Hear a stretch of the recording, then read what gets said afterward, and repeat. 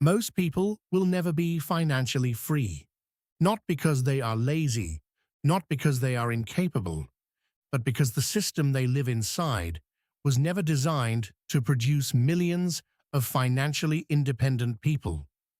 It was designed to produce workers, people who earn, people who spend, people who keep the machine moving. And by the time most people begin to question that system, they are already deep inside it. Student loans, mortgages, car payments, responsibilities that make stepping away almost impossible. That is the part no one explains clearly. You are told to budget, to work hard, to save diligently, to invest in the market, and discipline does matter.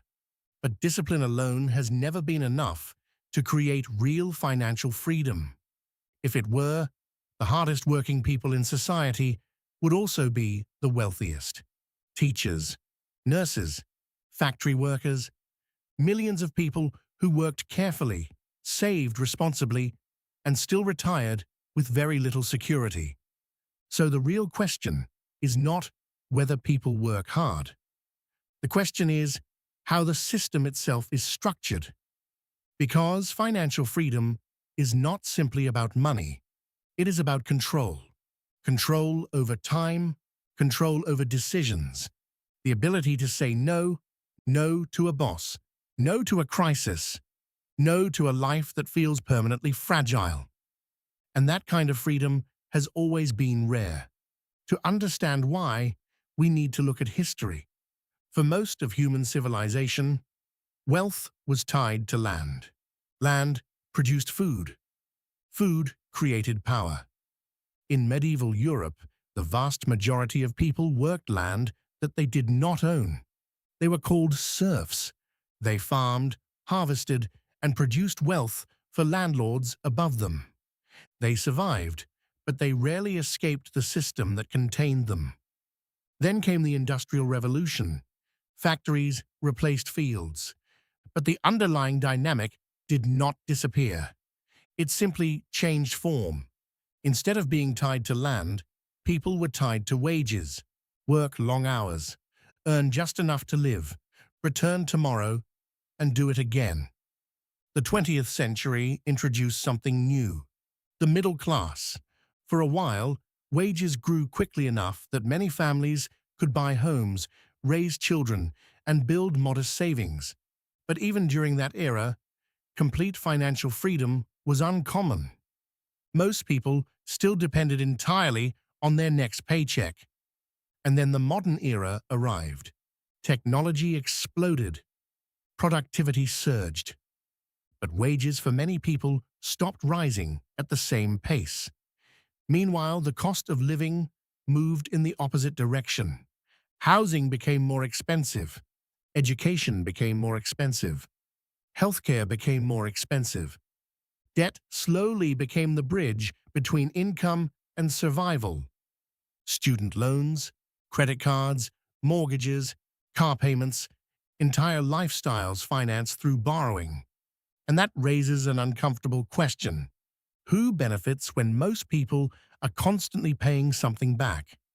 Now add another factor: inflation, the quiet erosion of purchasing power. Money slowly buys less each year, and the typical response to economic slowdowns has often been the same: lower interest rates, more liquidity, more money entering the system.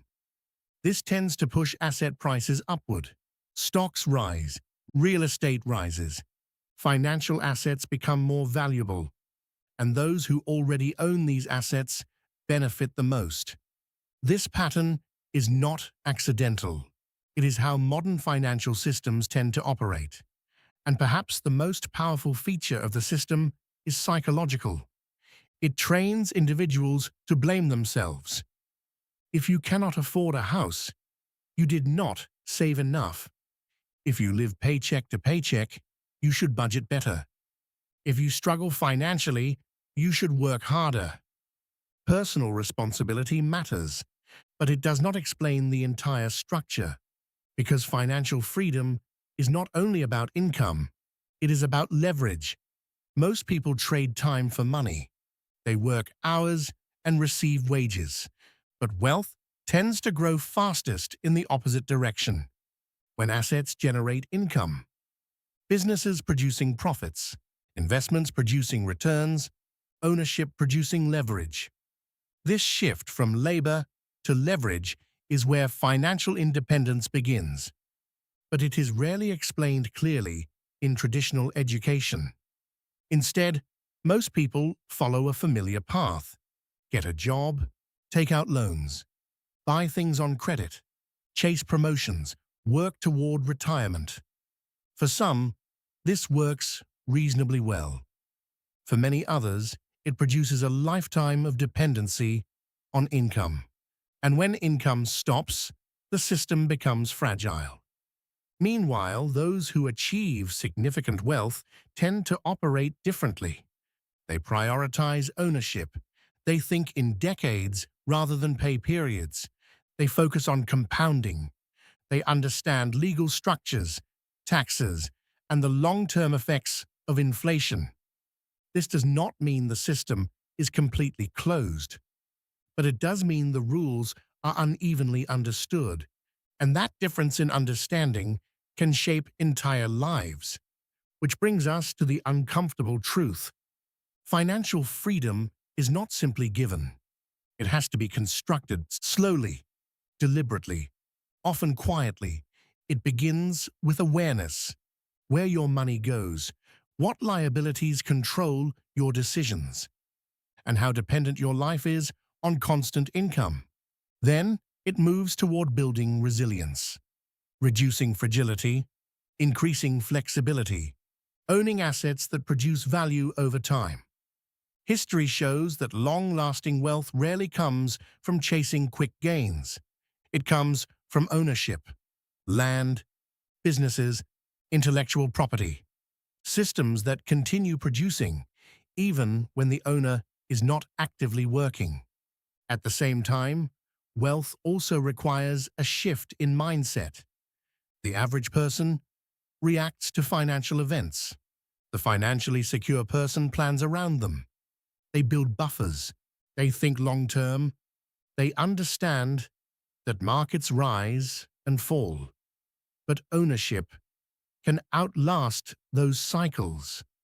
None of this guarantees immediate freedom, but it changes the direction of the journey, because financial freedom is not a lottery ticket. It is a gradual movement from dependence toward control, from reacting to designing, from surviving to choosing.